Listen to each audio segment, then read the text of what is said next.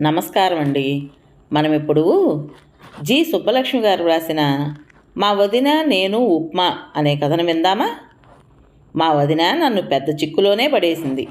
అసలు ఏం జరిగిందంటే, పొద్దున్నే ఫోన్ చేసి, స్వర్ణ 11 గంటలకల్లా రెడీగా ఉండు, మా పిన్ని కొడుకు రాజీవ్ లేడు, వాడి పెళ్లి చూపులకు వెళ్ళాలి అంది.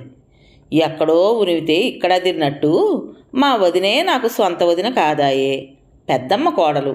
అయినా చిన్నప్పటి నుంచి అన్నయ్యతో ఉన్న చనువు వల్ల ఇద్దరం హైదరాబాద్లో ఉండడమే కాకుండా ఫ్రెండ్స్లో రాకపోకలు కూడా బాగా ఉండడం వల్ల వదిన నాకు మంచి స్నేహితురాలైంది.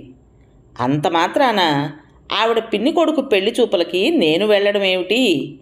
నేనేదైనా అనే లోపలే, కాదనకు స్వర్ణ, నేను మా తమ్ముడు మీ అన్నయ్యే వెడుతున్నాం, ముగ్గురు వెళ్ళకూడదు కదా, అందుకని 4వ దానివిగా నువ్వు రావాలంతే అనేసింది. నాకు మొహమాటంగా అనిపించింది. అసలే రోజులు మారిపోయాయి. ఇదివరకటి పెళ్లి కూతుళ్ళు కాదు, అప్పటి పెళ్లి చూపులు కాదు. ఎక్కడో వేలు విడిచిన బంధువు పెళ్లి చూపులకి నేను వెళ్ళడం ఏమిటి, చోద్యం కాకపోతే? అందుకే అడిగాను, వాళ్ళ అమ్మా నాన్న రాలేదా వదినా అంటూ. లేదు, వాళ్ళని మా తమ్ముడే రావద్దన్నాడు. మా పిన్ని వస్తే పెళ్లి చూపుల్లో ఆ అమ్మాయిని ఎక్కడ ఉప్మా చేయమంటుందోనని వాడి భయం అంది. అదేమిటో ఈ వదిన ఒక్కోసారి ఏమీ అర్థం కాకుండా మాట్లాడుతుంది. పెళ్లి చూపుల్లో పెళ్లి కూతురు ఉప్మా చేయడం ఏమిటి అనుకుంటుంటే తెలివైన వదిన నా అనుమానం కనిపెట్టేసింది.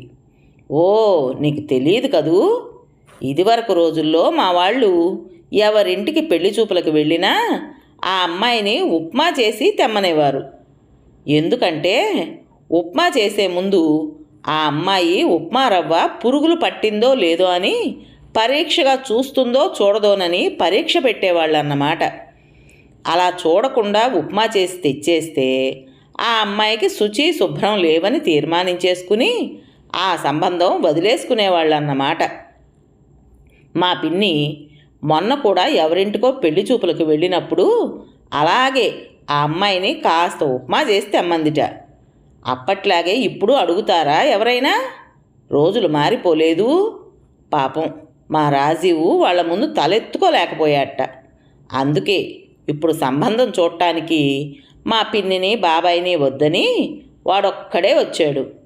ఒక్కడే పెళ్లి చూపులకు వెడితే పిల్ల వాళ్ళ ముందు చిన్నబోతామని మా పిన్ని నన్ను మీ అన్నయ్యని వెళ్ళమంది. అందుకే మేము ముగ్గురం కాకుండా నిన్ను రమ్మంటున్నాను. నువ్వు కూడా నా పక్కన ఉన్నావనుకో, ఆ పిల్ల సంగతులు ఒక్కొక్కళ్ళం ఒక్కొక్కటి కనిపెట్టచ్చు అంది. నాకెందుకో మొహమాటంగా అనిపించింది. ఆ రాజీవే వదినకి పిన్ని కొడుకు, ఆ వదినకు నేను పిన్నత్తగారి అమ్మాయిని. నీ ముక్కేదంటే ఏదో అన్నట్టు ఈ రోజుల్లో ఇంత దూరం చుట్టరికంతో ఏమని పెడతాను పెళ్లి చూపులకి? అందుకే వదినతో అన్నాను, బాగుండదేమో వదినా, అయినా అన్నయ్య వస్తున్నాడుగా, నువ్వు రాజీవు ముందెళ్ళి అన్నయ్యని ఒక అడుగు వెనకాల రమ్మను, ఇంకా ముగ్గురు అన్న శంక ఉండదు.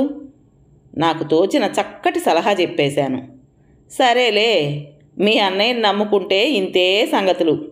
అయినా నీకు తెలీదా స్వర్ణ, ఈ మొగుళ్ళున్నారే వాళ్ళని వట్టి పసుపు విఘ్నేశ్వరులాగా చూడాలంతే, వారిని అంతవరకే వాడుకోవాలి అంది.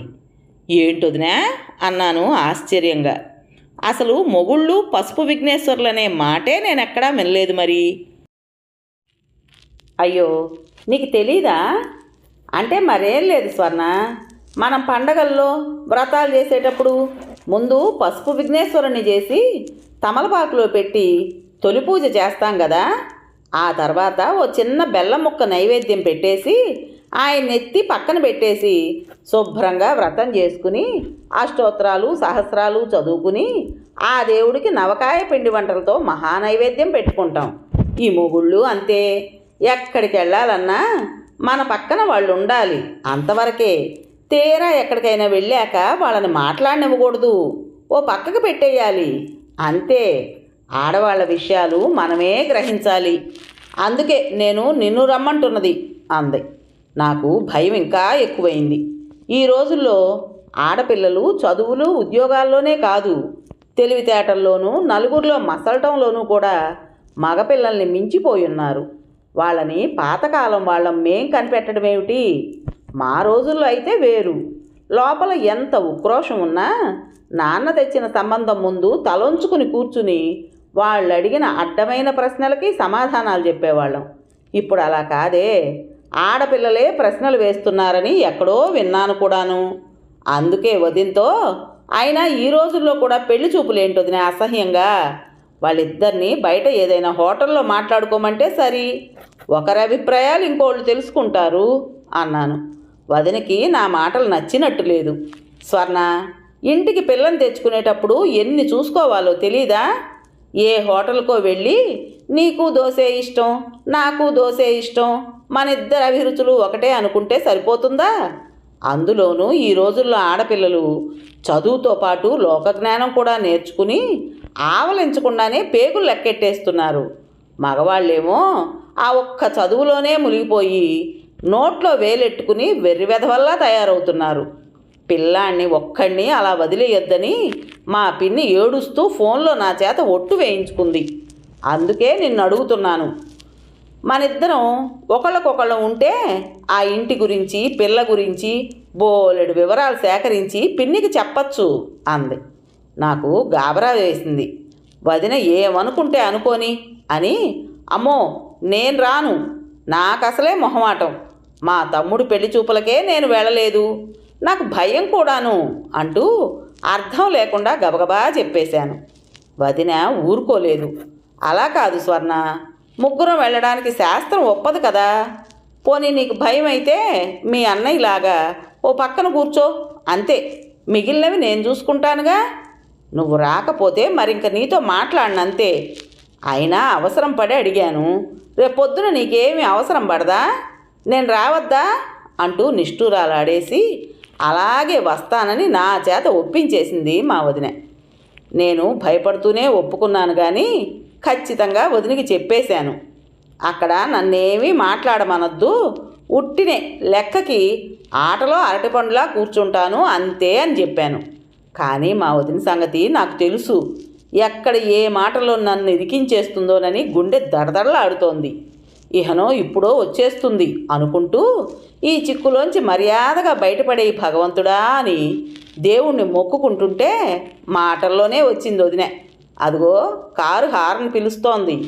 వణుకుతున్న కాళ్ళని స్వాధీనంలోకి తెచ్చుకుంటూ కారు ఎక్కబోతూ వదిన చెవిలో నెమ్మదిగా అన్నాను, వదిన, నేను ఆటలో అరటిపండునే, గుర్తు పెట్టుకో అంటూ.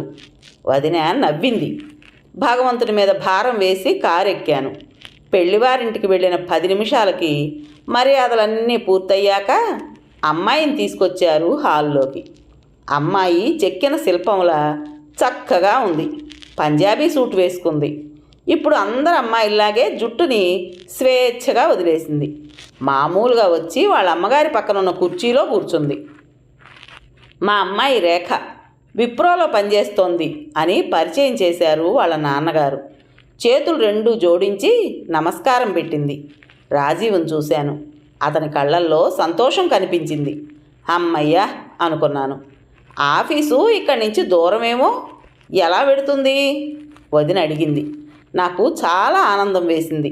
వదినని ఏమో అనుకున్నాను కానీ ఇప్పటి రోజుల్లో ఏం అడగాలో తెలుసున్నదే అనుకున్నాను.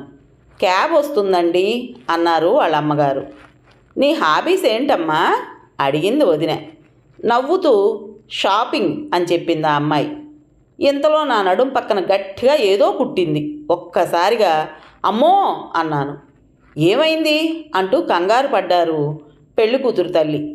ఏదైనా కుట్టిందేమో, లోపలికెళ్ళి చూద్దాం అంటూ నా చేయి పట్టుకుని వాళ్ళింటి లోపలికి తీసుకుపోయింది వదిన. పక్కగా కనిపిస్తున్న బెడ్రూమ్లోకి వెళ్ళగానే నేను గట్టిగా నడుము రుద్దుకుంటుంటే ఏం కాదులే, నేనే కాస్త గిచ్చాను అన్న వదిన మాటలకి తెల్లబోయాను. ఇది కాస్త గిచ్చటమా? కండలు కదిలొచ్చేటట్టుంటే అనుకుంటూ అన్నయ్యని తలుచుకుని కాస్త బాధపడ్డాను. ఇంకేం అనలేక ఎందుకు అని అడిగాను, నొప్పితో నడుం మండిపోతుంటే. వదిన కాస్త గొంతు తగ్గించి, చూసావా, ఆ పిల్లకి షాపింగ్ హాబీటా, ఎలా చెప్పేసిందో చూసావా? ఇంకేముంది, మా వాడు ఇంక క్రెడిట్ కార్డులు గీక్కుంటూ ఉండడమే అంది. అది కాదు వదినా, ఆ పిల్ల కూడా సంపాదిస్తోంది కదా అన్నాను నడుము రాసుకుంటూ. అమ్మో, వీళ్ళొట్టి పిసినార్లు, వీళ్ళు ఖర్చు పెడతారా అంది. నీకెలా తెలుసు అన్నాను. ఆ మాత్రం తెలియట్లేదు. టీతో పాటు ఓ చిన్న ప్లేట్లో బిస్కెట్లు మటుకు పెట్టారు. పెళ్లి చూపులకు వచ్చామని ఓ స్వీటు హాటు పెట్టచ్చు కదా, అక్కడే తెలిసిపోవడం లేదు అంది. ఈ రోజుల్లో అందరూ అలాగే పెడుతున్నారు వదినా. పిల్ల బాగుంది కదా, మనకి పిల్ల ముఖ్యం. రాజీవ్ కూడా నచ్చినట్టే ఉంది అన్నాను. వాడి మొహం, వాడికేం తెలుసు, అందం కొరుక్కు తింటామా ఏమిటి? నువ్విక్కడే ఈ బాల్కనీలో కనపడకుండా ఉండు. నొప్పి తగ్గలేదని వేరే గదిలో పడుకున్నావని వాళ్ళకి చెప్తాను. వాళ్ళు అబ్బాయిని అమ్మాయిని పక్కకి వెళ్ళి మాట్లాడుకోమన్నప్పుడు వాళ్ళు ఈ రూమ్లోకి వచ్చి మాట్లాడుకుంటారు. వాళ్ళేం మాట్లాడుకున్నారో నువ్వు జాగ్రత్తగా విని చెప్పు. అసలే ఆ అమ్మాయి చాలా చలాకీగా కనిపిస్తోంది. మన వాడిని ఏమేం అడుగుతుందో తెలిస్తే మన జాగ్రత్తలో మనం ఉండొచ్చు అంటూ నేను వద్దంటున్నా వినకుండా నా చేయి పట్టి బాల్కనీలోకి లాక్కుపోయి అక్కడ నన్ను వదిలేసి వదిన హాల్లోకి వెళ్ళిపోయింది. ఇంకా నా పరిస్థితి ఏం చెప్పను. ఒకవైపు నడుం దగ్గర మంట, మరోవైపు దొంగలా బాల్కనీలో దాక్కోవాల్సిన పరిస్థితి. ఆటలో అరటిపండులా ఉంచుతానన్న వదిన నన్నిలా అకస్మాత్తుగా ఆటలోకి లాగేస్తుందని ఎలా అనుకోగలను? వదిన మీద పేకల దాకా కోపం వచ్చింది.